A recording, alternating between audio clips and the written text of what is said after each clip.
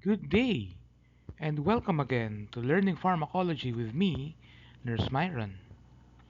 For today's learning activity, we will be discussing antidepressants and mood stabilizers. For our full disclosure, I am not affiliated with any of the manufacturers of the drugs or other items mentioned in this lecture.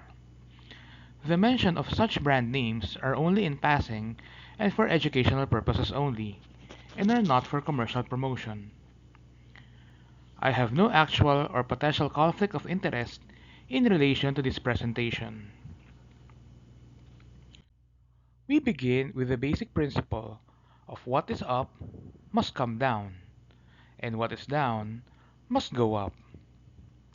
In Filipino, kung ano ang kulang, dagdagan, at kung ano ang sobra, bawasan.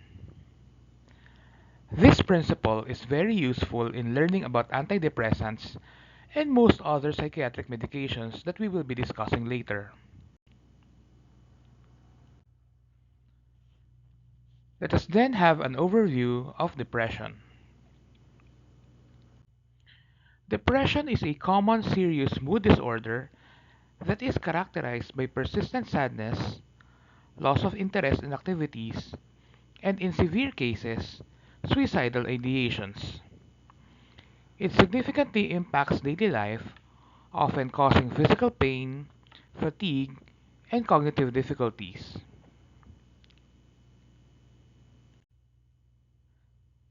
Symptoms must last at least 2 weeks for a clinical diagnosis. It should affect daily life, behavior, and thoughts. Key symptoms of depression include emotional aspects such as ongoing sadness, feelings of emptiness and hopelessness, and irritability.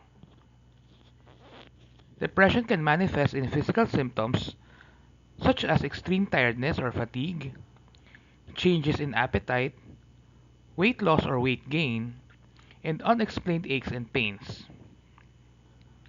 In the cognitive domain, the patient may experience difficulty concentrating or making decisions and remembering details. In general, patients lose interest. They have reduced pleasure in hobbies and even daily activities, which we call anhedonia. It may also manifest in decreased libido. In extreme cases, the patient may experience thoughts of death or even suicide. Depression rarely has a single cause. Often, triggers are multifaceted, resulting from a combination of many factors, including stressful life events such as trauma, loss, isolation, or chronic stress. Genetics also play a role where family history of depression significantly increases the risks.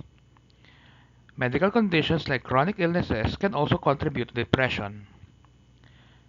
For the purposes of our discussion in pharmacology, we will focus on brain chemistry, such as the monoamine theory or the biogenic amine theory. Imbalances in the neurotransmitters serotonin, dopamine, and norepinephrine contribute to depression. Under normal circumstances, monoamine oxidase, an enzyme, breaks down these chemicals to be recycled or restored in the neuron. When there is an increase in monoamine oxidase or MAO, there is a subsequent decrease in norepinephrine, dopamine, and serotonin. Rapid firing of neurons often lead to this depletion. This is a simplified graphical representation of neurotransmission, specifically focusing on serotonin and norepinephrine. On the left, we have the axon terminal and the synaptic cleft in between. Then on the right, we have the dendrite. Tryptophan serves as the precursor to serotonin, while tyrosine serves as the precursor to norepinephrine. These chemicals are stored and processed in the axon and are eventually released to be received or to attach to the receptors in the dendrite. Under normal circumstances, the enzyme monoamine oxidase will break down, restore, and recycle these chemicals back into the axon. The transport of these chemicals is facilitated through serotonin transporters and norepinephrine transporters. In general, antidepressants work by regulating the receptor sites or the breakdown of neurotransmitters, leading to an accumulation of the neurotransmitters in the synaptic cleft. These drugs use this system by inhibiting the effects of MAO to increase norepinephrine, dopamine, or serotonin in the synapse. Chemicals block the reuptake of neurotransmitters, which leads to the increased levels in the synaptic cleft. So this is a graphical representation that has been simplified on how some of these neurotransmitters work. They exploit the system by either blocking enzymes, reuptake, or the transporters.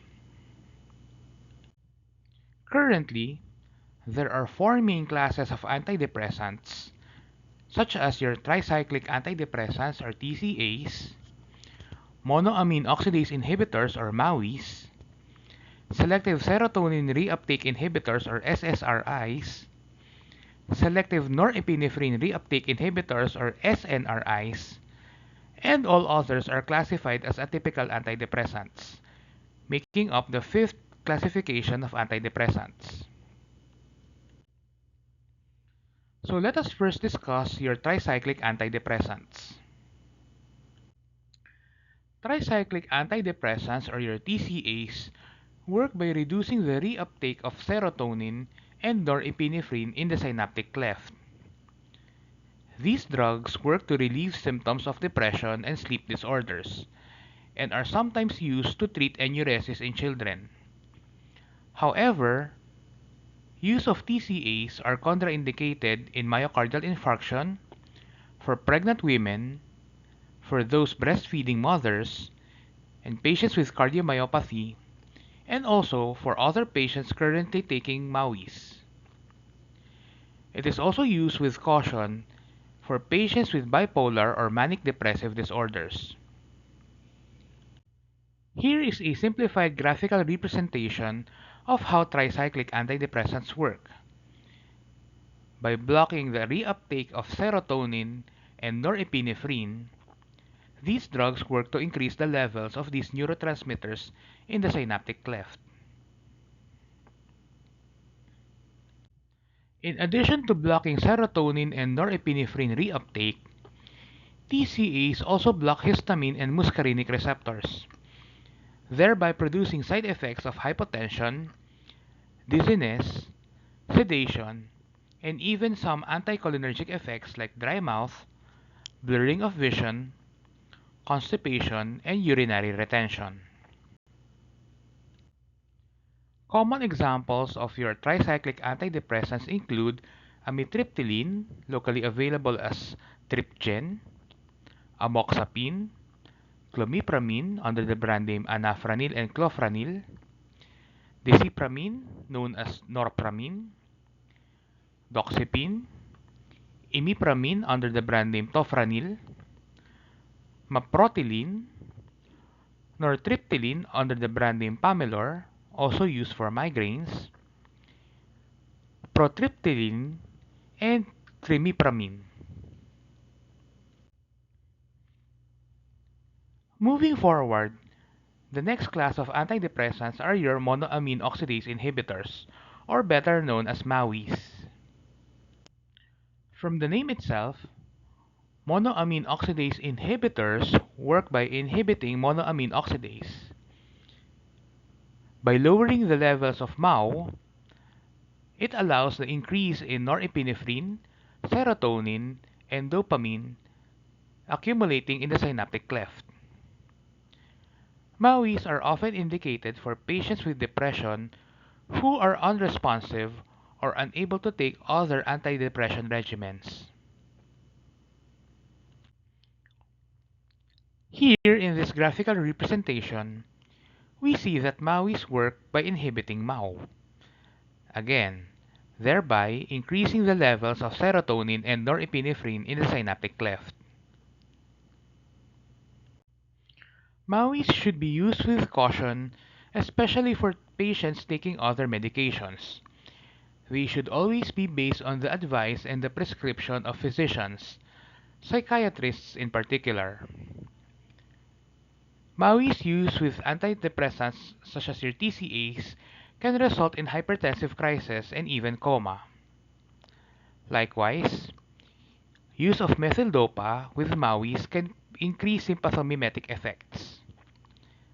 Lastly, MAOIs and insulin or oral antidiabetic agents can cause additive hypoglycemia. Examples of MAOIs include isocarboxacid under the brand name Marplan and phenelzine under the brand name Nardil. These are used for patients who do not respond or cannot take newer, safer antidepressants. Meanwhile, tanylcypromine under the brand name Parnate is used for adult outpatients with reactive depression. Next, we have your selective serotonin reuptake inhibitors, or SSRIs. SSRIs work by blocking the reuptake of serotonin with minimal to almost no known effects on norepinephrine. These drugs are a newer generation of antidepressants and have lesser side effects when compared with tricyclic antidepressants and MAOIs. SSRIs are also used for generalized anxiety disorders, post-traumatic stress disorders, and obsessive compulsive disorders. It should be noted that SSRIs typically take several weeks before any effects are seen. So this is a simplified graphical representation of how SSRIs work. They target the reuptake of serotonin by inhibiting the transporters.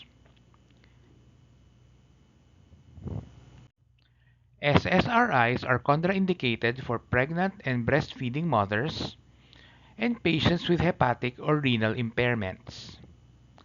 Likewise, these drugs are not given for patients with bipolar disorder because they can trigger manic episodes. It usually takes about 4 weeks before cumulative effects of SSRIs are seen. Side effects of SSRI include anxiety, insomnia, headache, nausea and vomiting, diarrhea, and even sexual dysfunction, such as erectile dysfunction among men. Examples of SSRIs include citalopram under the brand name Celexa, escitalopram known as Lexapro, perhaps the most popular SSRI your fluoxetine under the brand name Prozac, fluoxamine under the brand name Favirin, paroxetine known as Paxil or Pexeva, and sertraline, another common SSRI under the brand name Zoloft.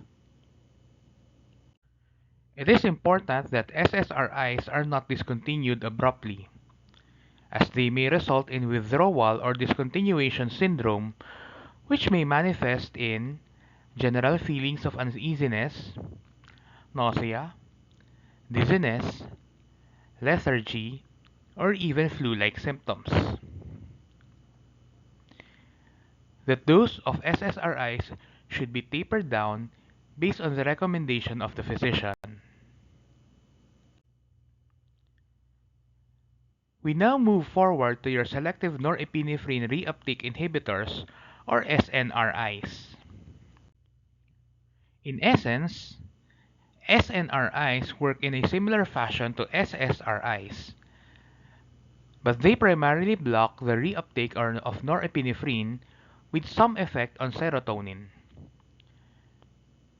Likewise, they usually have lesser side effects when compared with tricyclic antidepressants and monoamine oxidase inhibitors.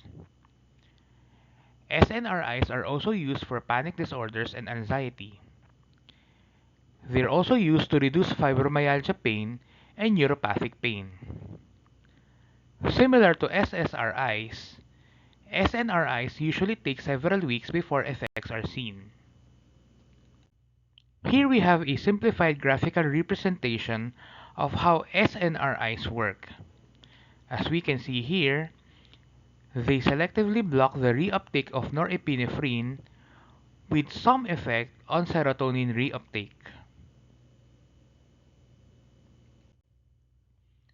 Examples of your SNRIs include venlafaxine under the brand name Afaxor, desvenlafaxine under the brand name Pristic, duloxetine under the brand name Cymbalta and Joytor, and levomilnacipran under the brand name Fetzima.